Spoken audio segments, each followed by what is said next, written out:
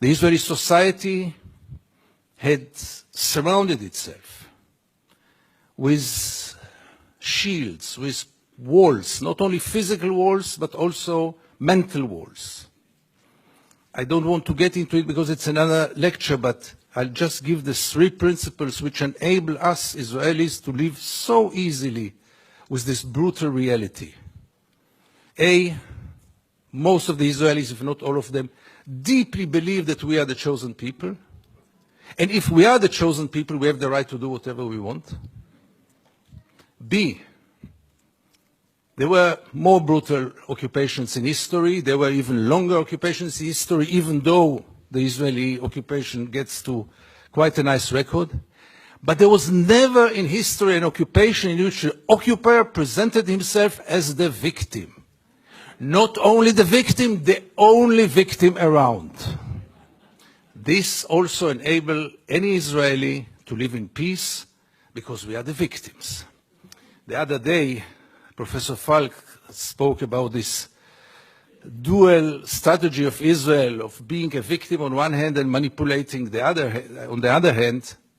After what happened in Paris and in Copenhagen with the terror attacks, Benjamin Netanyahu came with the notion all the Jews must come to Israel. It's the safest place for the Jews in the world. It's a shelter for the Jews in the world. Which is wrong, because Israel is today the most dangerous place on earth for Jews, but let's put it aside.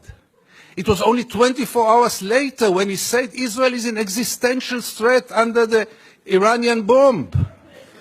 And I asked myself, how can you dare call Jews to come and to join this suicidal project when the Iranians are going to bomb us?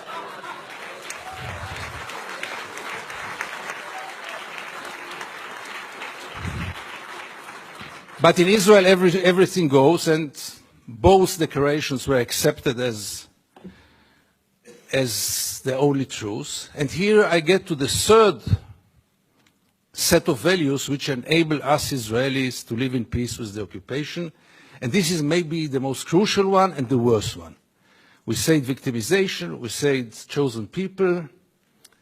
When I say victimization, it goes without saying we have to mention the Holocaust and the unforgettable Mrs. Golda Meir that the American jury had exported to Israel. She said once, this unforgettable woman, that after the Holocaust, the Jews have the right to do whatever they want.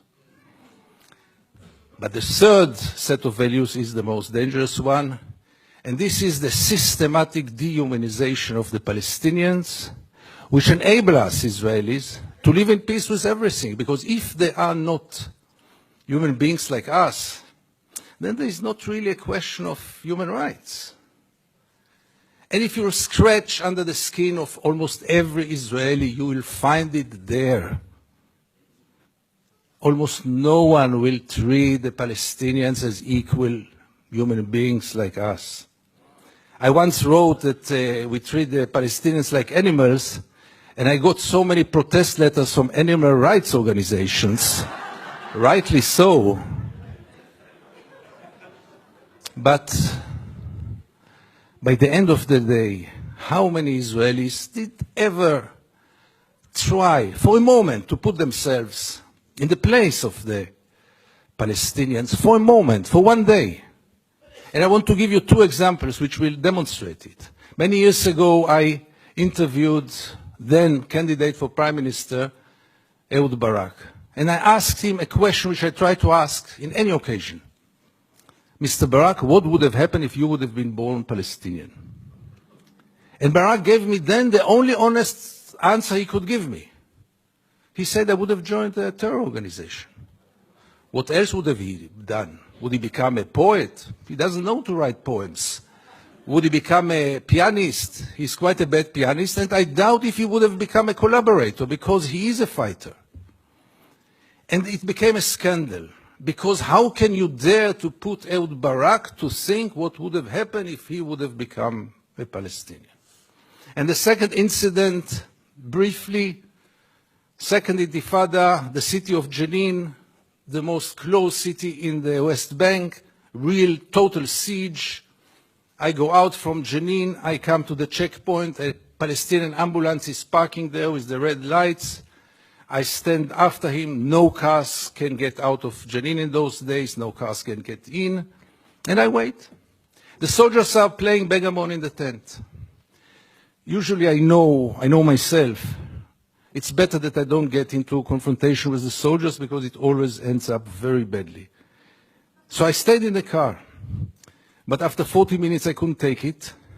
And I went out to the car, from the car. I went first to the Palestinian ambulance driver and I asked him, what's going on? He told me that's the routine. They let me wait 1 hour until they come and check the ambulance. And I couldn't take it anymore. And I went to the soldiers. It became a confrontation. But the question that I asked them, which really brought them to direct their weapons toward me, was one. What would have happened if your father would have been lying in this ambulance? This freaked them out. They lost control. How can I dare to compare between their father and the Palestinian in the ambulance? And this set of beliefs that they are not human beings like us enable us Israelis to live in so much peace with those crimes, ongoing crime for so many years, with losing any kind of humanity, values. I heard today people talk about Jewish values. I must be frank with you, I don't know what are Jewish values. I know what are universal values. Let's not get into it, really.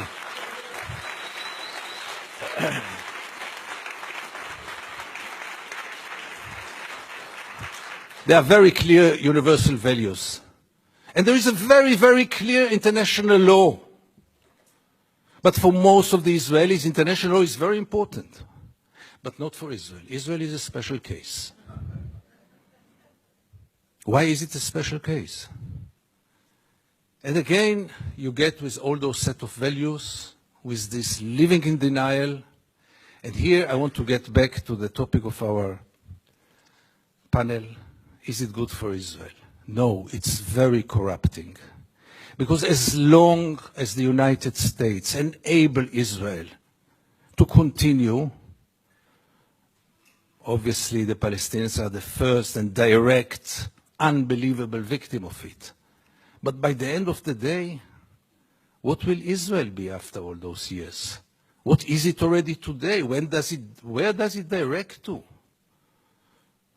And things are getting worse and worse.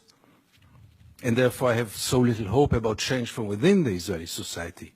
Because things, as you might know, are going more and more to the nationalistic, militaristic, religious direction, with very little hope that change will come from within. Why would Israelis go for a change?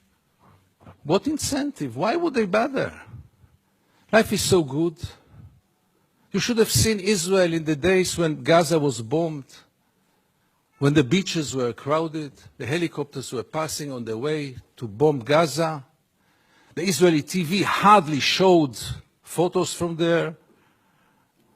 Newspapers hardly wrote anything. I wrote one article about the responsibility of the pilots, and I needed to use bodyguards to get out of my home after this. The problem was, by the way, that the bodyguards were settlers, and they argued with me all day long until I saw that I'm much more secure without the bodyguards rather than with them. But the last war in Gaza, and this will be my final remarks, the last war in Gaza taught us also that Israel, which has 3 regimes today, maybe the only country, the only state in the world with 3 regimes, one for the Jews, one for the Arab citizens, and one